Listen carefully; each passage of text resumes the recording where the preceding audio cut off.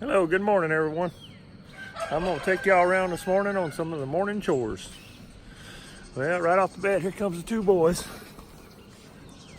It's Jake and White. They got to come get their love this morning. What are you doing, boys? Huh? All right, y'all, let's go around, make a round.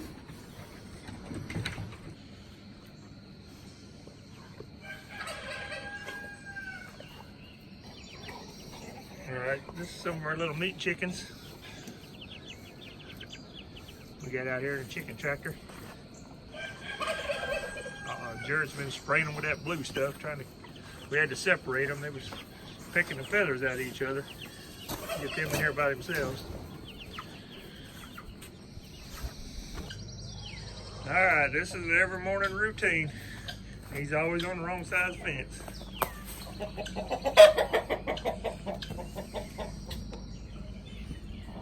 Come on, buddy.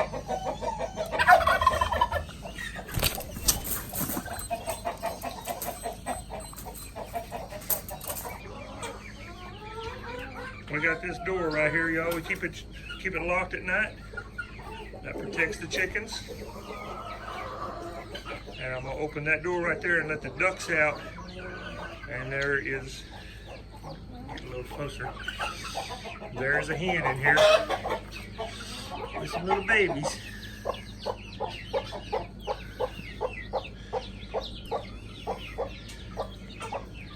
I'm gonna let them out in a second. This is what I'm letting them into. They're coming into this little pen here that's half flooded. That way they can get outside.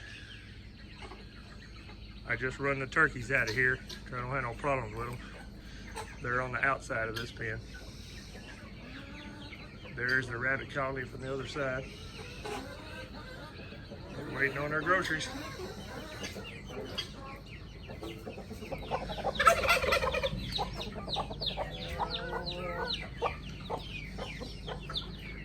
She's calling them out.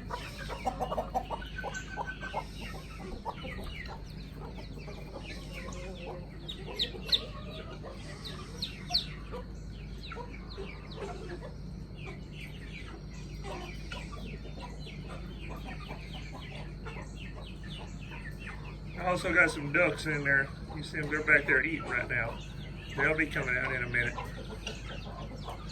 I just started doing this yesterday, so it's gonna take a while to train them.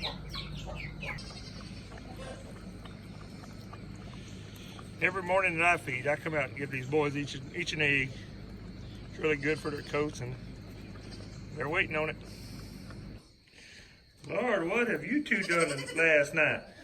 See, they got their food flipped over. We got the heat lamp knocked down. They must have had a pretty rough night last night. How y'all doing, boys and girls? Willow, Daniel? Huh? There's Miss Boom right there. She still hadn't had that baby. Y'all can see she's pretty full. Hello, Boom. Go over there and look at the rest of them.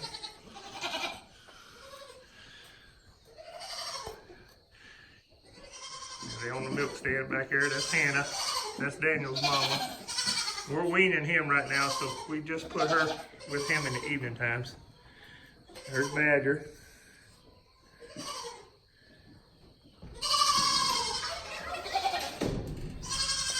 There's Blossom. Alright, that's how you do it. Poor little feed in there, and they all come running out.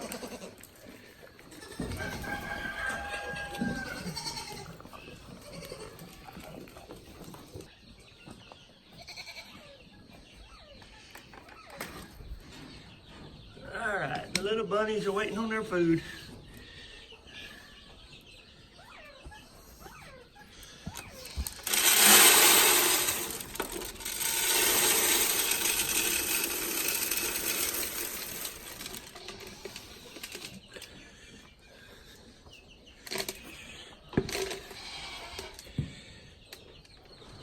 I'm gonna have to go back and get them another one.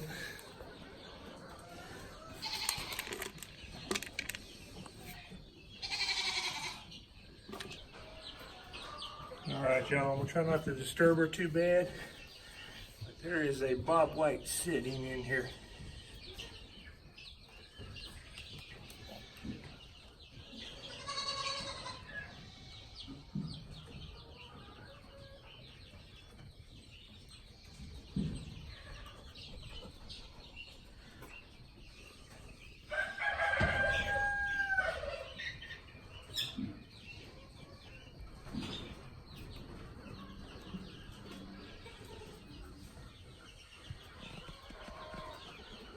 I'm gonna go ahead and let her do her thing.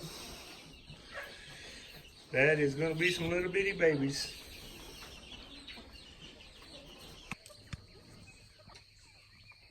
All right, we in the rabbit pen now. I'm gonna feed the birds in here.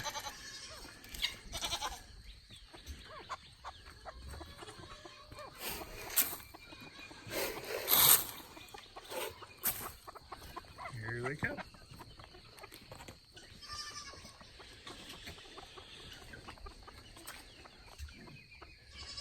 All the baby rabbits are on the inside eating the regular rabbit feed.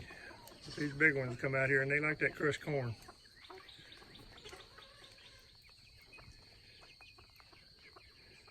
It's a mixture between crushed corn, chicken scratch, and a start and grow.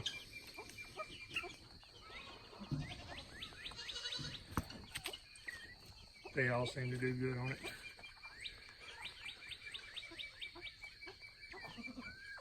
As y'all see, we try to feed these birds every evening with some greens to make sure they get some of that.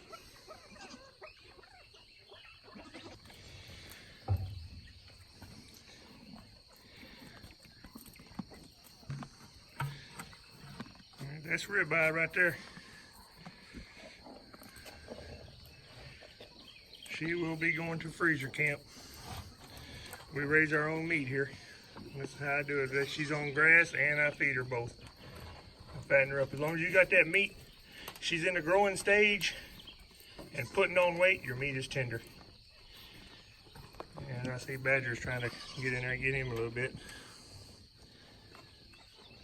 They can actually go up underneath that fence and get in there. They come back and forth though. You ain't gotta worry about them. They don't go nowhere. They're going inside another field that's fenced off.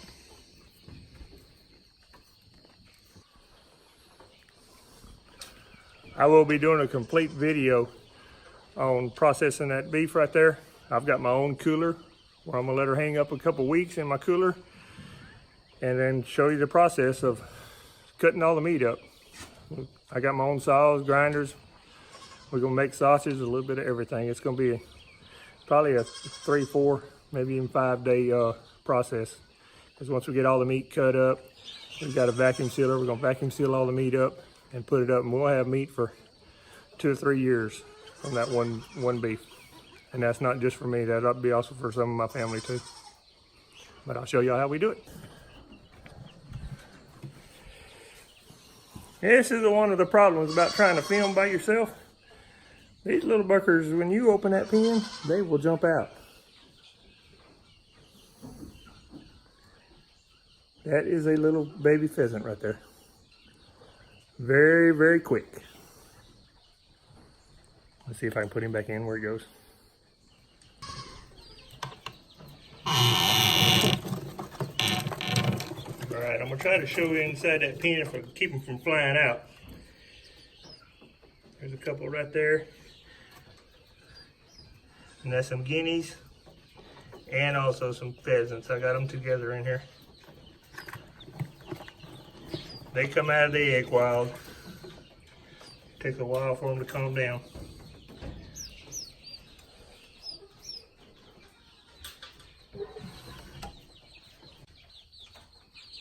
All right, this is another pen of chickens.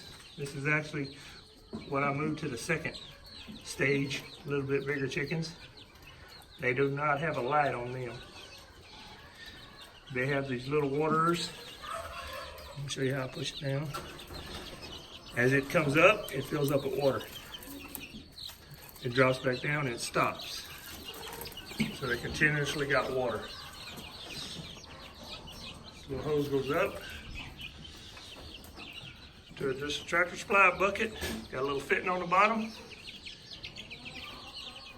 You fill that bucket up, and they got 5 gallons of water. We also put a little apple cider vinegar in that bucket. Bring it down and turn you around to the other side. This is inside in the barn on the opposite direction. Okay, this is where my quails are. I got the same kind of waters in here. We got them kind of feeders. Ain't nothing but a little box. The hole's cut in the side. It helps keep them from spilling too bad. And if you notice right here is a 1/2-inch PVC pipe. It runs down the cages, and they got little nipples on it for when my rabbits are in there. Right there on the inside is a little nipple. Now this is a high pressure line. It's got a water hose hooked straight to it. The rabbits drink straight out of that. That's my buck back in there. It's a little dark. He's back there chilling. All right, this same line runs down into my big rabbit colony. I know you can't see it through here, but there's a nipple down in the bottom. And that feeds them water from in there. All right, this is inside the quail pen. Reach down there and get these eggs. Go, guys.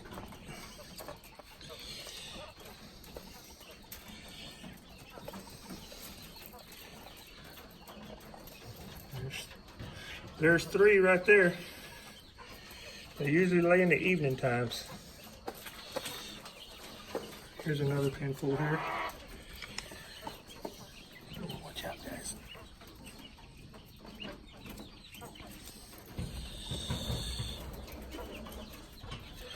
Turn that around so you can see how they put their heads in there. Ain't nothing but little dollar store totes with a hole cut in the side. They seem to work pretty good.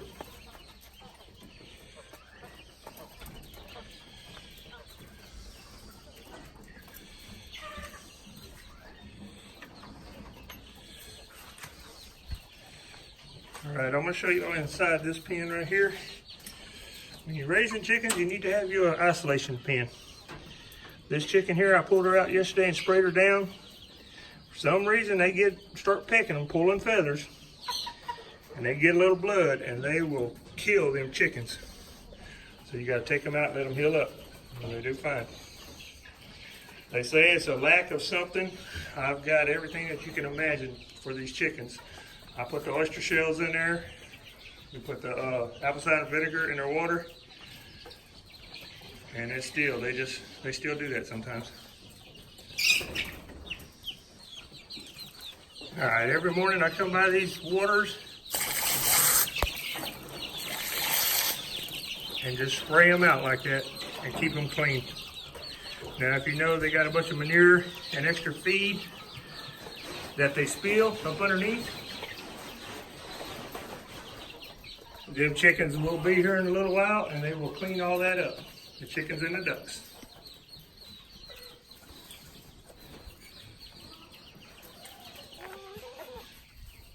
All right, y'all, I just opened this side of the pen. They're heading to that feed.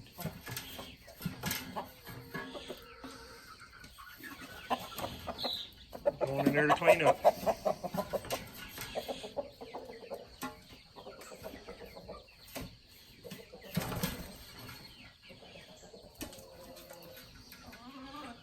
I got this little wire set up right here with this bucket.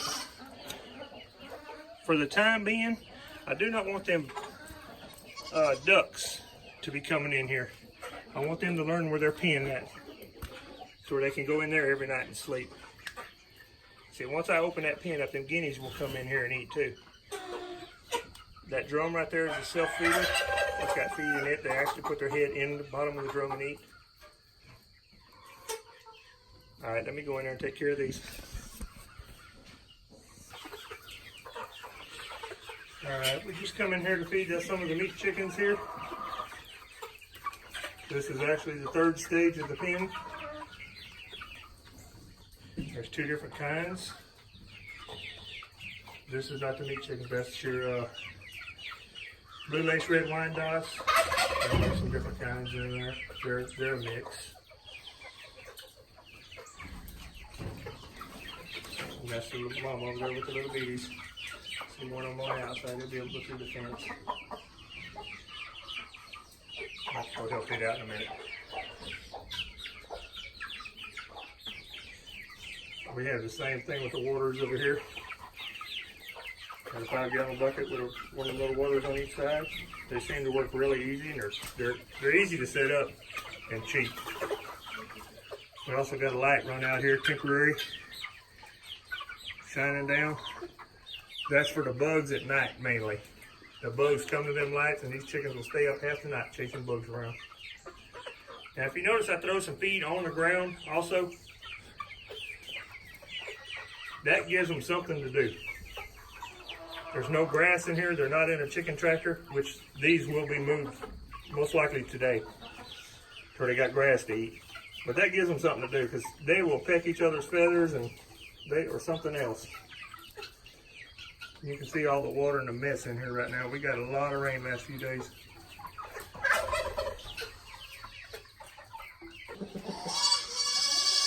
All right, I got her isolated. I got her sprayed down with this stuff right here. I'm gonna show y'all. This stuff right here is blue lotion, blue knot. They sell this at Tractor Supply, and it's some good stuff, y'all. We use it on any kind of cuts. All right, let me take care of the chickens that are in the chicken tractor now. All right, y'all, I'm gonna show you the setup that I use on these buckets with these little waters for the chickens. I use this right here. I'll give you the size of it. There's one in a pack. It's a 3/4 by 3/8. They sell these at Tractor Supply. This is the cap to go to it.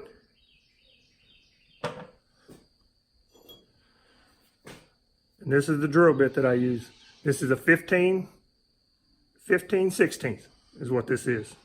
Now you can use one closer to this. I actually got to ream the hole out a little bit to make it go down in there. But this is what I got at the house. It works pretty good. I'm gonna turn you around and show you what I do to the bucket. What I do is this goes into this hole here that I drilled. I will put one of these washers right here on it, to where it's got a washer actually right here on this side. Screw it into the bucket and then go from the inside and put this. Okay, if you've noticed, I put this hole right here on the side, not in the center. See how they got all these little ribs? It'll make it leak. I drop it off on the side, and I put mine in the bottom of the bucket. That way I can hang this in my chicken tractor by the handle. I'll actually make another handle. That handle there will break. Hang it to the top of the chicken tractor, and it'll drop straight out the bottom. And I'll fill this up from the top. Just kind of give you an idea how we do these waters. That's them little red cups that you've seen a while ago in there in the rest of the video. Thank you, y'all.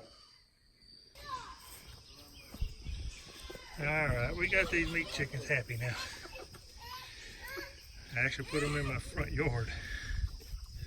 And use what space you got.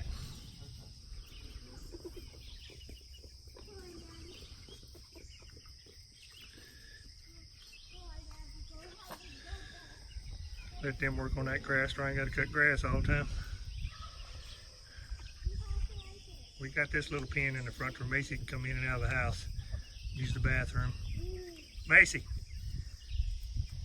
I'm gonna show you the setup I got on her, where she can still get in and out. I don't want the chickens getting up on my porch. So I got this thing right there with that hole in it. Macy goes up the steps and through the hole. Might take them chickens a little while to figure that out. Macy had no problem with it. She's in there checking them chickens out in her area. Macy, what's in there? Huh? Here's what you got, y'all.